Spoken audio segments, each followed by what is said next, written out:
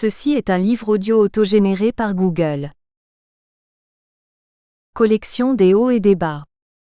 Collection des hauts et des bas, dirigée par Pascal Lardelier, professeur à l'Université de Bourgogne, contact pascal.lardelier@u-bourgogne.fr. Titre paru, sélection ou apparaître. Serge Chaumier, L'inculture pour tous. La nouvelle utopie des politiques culturelles, 2010. Arnaud Sabatier, critique de la rationalité administrative. Pour une pensée de l'accueil, 2011. Claude Javot, 3 éloges à contre-courant, 2011. Christophe Dargère, Inconcevable critique du travail, 2012. Élise Muller, Une anthropologie du tatouage contemporain. Parcours de porteur d'encre, 2013. Alexandre Herriès, La communication politique, ou le mentir vrai, 2013. Richard Delahaye, Pascal Lardelier, Codir, L'engagement de la société aux organisations, 2013. Stéphane, Christophe Dargère, Codir, Les porteurs de stigmates. Entre expérience intime, contraintes institutionnelles et expression collective, 2014. Odile Riondet, Enquête sur la communication comme science, 2015. Pascal Lardelier dire, Erving Goffman, De l'interaction à l'institution, 2015. Loïc Droilière, Orthographe en chute, orthographe en chiffres. 2 expériences édifiantes, 2015. Alexandre Herriès, Lecture critique en communication, 2015. Kathleen Tamizier, Les surdoués passent-ils le bac ? Une enquête sociologique dans l'univers des enfants précoces, 2016.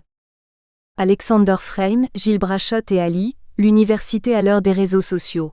Logique, Relations, Communauté, 2017. Laurence Lagarde-Piron, Corps à corps infirmier, 2018. Alain Javot, L'homme, Revue et corrigé, 2018. Pascal Lardelier, Yvan Règle, Richard Delahaye dire, Négociation. Technique, valeurs et acteurs de la négociation, 2018. Yvan Règle, Pascal Lardelier, Richard Delahaye dire, Identité. Métamorphose identitaire à l'ère d'Internet et de la globalisation, 2018. Exergue. Vivre ce n'est jamais se résigner, Albert Camus. Introduction pour tous, pourquoi résister au capitalisme ? Ce n'est pas parce que l'on a un pied dans la tombe qu'il faut se laisser marcher sur l'autre, François Mauriac. Être vivant, debout, la tête haute, les sens en éveil. Jouir pleinement du temps qui passe. Être soi, être libre.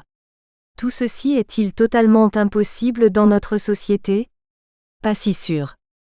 Vivre ce n'est jamais se résigner. Le philosophe, Albert Camus, a raison même si trop souvent vivre c'est juste survivre. Survivre dans un monde dominé par le capitalisme où 1% des plus riches possèdent autant que les 99% restants.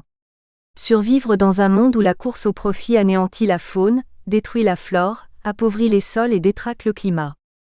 Survivre, c'est déjà résister à la tentation d'arrêter de vivre, à la tentation d'aller voir ailleurs si l'humanité n'y est pas. Mais résister ce n'est pas que survivre. Résister veut dire à l'origine, ne pas céder sous l'effet d'une force. Comment résister à cette force capitaliste qui nous conduit, tous, dans le mur ? Certains, très rares, choisissent de s'exclure du monde, de vivre retirés dans des communautés autogérées, écologiques, libertaires. D'autres, plus nombreux, s'engagent dans un militantisme actif qui dénonce les méfaits du capitalisme tout en mettant en œuvre une autre manière de produire et de consommer. Ils inventent des systèmes d'échange locaux, mettent en place des monnaies locales, construisent des logiciels libres, redécouvrent une agriculture biologique, achètent leurs produits dans des magasins de commerce équitable, etc. Ils ont l'énergie de vouloir changer le monde. Mais l'énergie se trouve aussi ailleurs. Nous continuons à respirer, à nous glisser dans nos lits à l'heure de la sieste. Nous y inventons nos rêves. Les rêves d'un monde meilleur, plus juste, moins inégalitaire. Les rêves d'une vie où nous nous appartenons pleinement. Une vie où tous les possibles sont ouverts. Une vie où la beauté triomphe enfin. La plus belle heure de la vie, c'est l'heure de la sieste, Grégoire Lacroix. Pour tous ces rêveurs qui, comme nous, se sentent oppressés par le système, mais qui ne veulent pas renoncer à se regarder dans la glace, ce livre se veut une aide.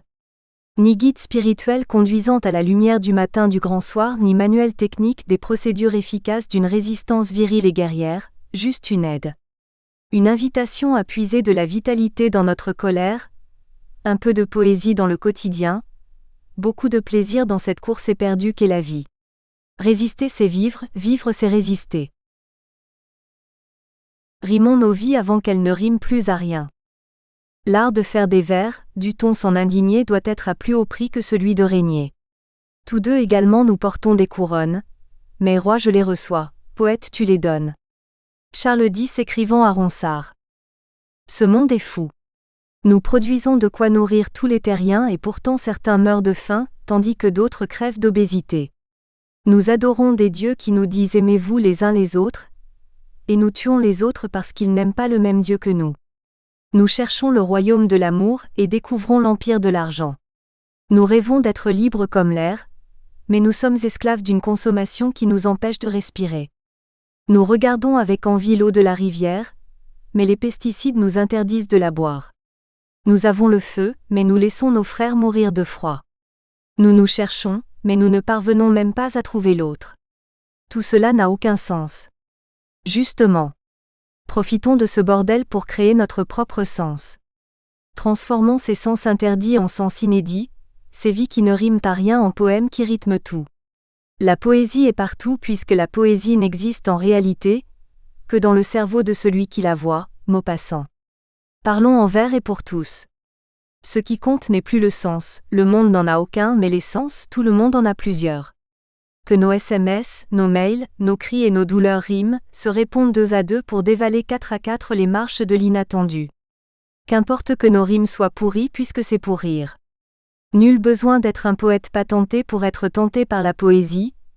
Tous les individus sont des poètes à des degrés divers, rappelle justement Tristan Tzara. Faire rimer les mots entre eux, c'est jouer avec le langage et ne plus être le jouet d'une langue que l'on ne maîtrise jamais.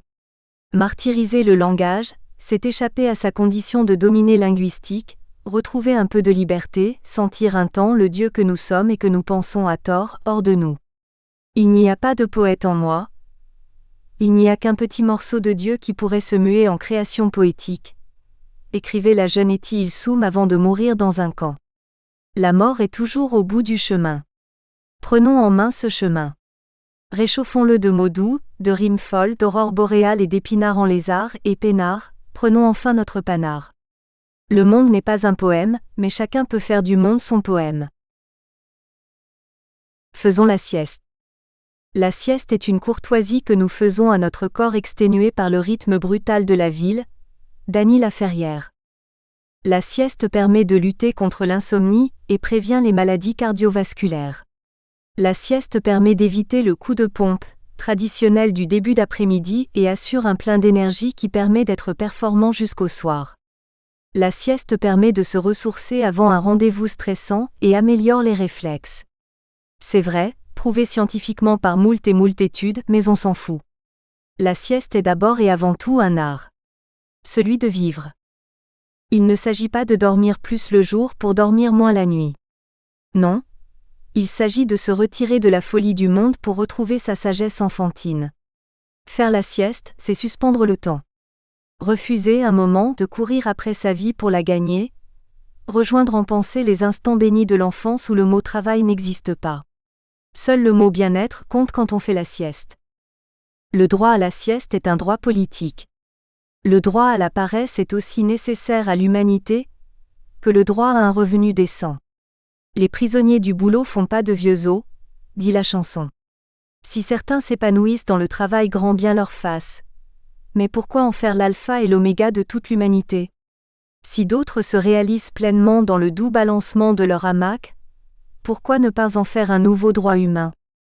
Qu'elle dure moins de 5 minutes ou plus de 2 heures, qu'elle soit solitaire ou collective, coquine ou ascétique, la sieste est le refus conscient et assumé de la surpuissance humaine. Faire la sieste, c'est refuser d'être une machine en mode veille, toujours prête à l'emploi, jamais totalement arrêtée. Prendre le temps de se reposer, c'est assumer sa fatigue, donner à notre corps et à notre esprit le droit inaliénable de se sentir faible, inadapté à ce capitalisme sauvage qui nous transforme en force de travail corvéable 24 heures sur 24, jusqu'à ce que mort s'ensuive. Faire la sieste, c'est résister. Résister au temps mondial et uniforme du capitalisme, affirme Thierry Pacaud. Dans cette perspective, Faire la sieste ne marque pas seulement la volonté de renouer avec sa liberté intérieure. C'est également l'affirmation collective d'une insoumission à l'ordre marchand. Ce temps global et uniforme nécessaire à la circulation des marchandises et des capitaux qui nous impose de mettre le réveil le matin, peut soudainement être remis en cause par une simple pause. Si chacun prenait, au moment qui lui semble le plus opportun, le temps nécessaire à sa sieste, c'est l'ensemble de l'organisation du temps social qui s'en trouverait ébranlé. Changer le monde en dormant, tel est l'art, révolutionnaire et pacifique, de la sieste. Célébrons la défaite.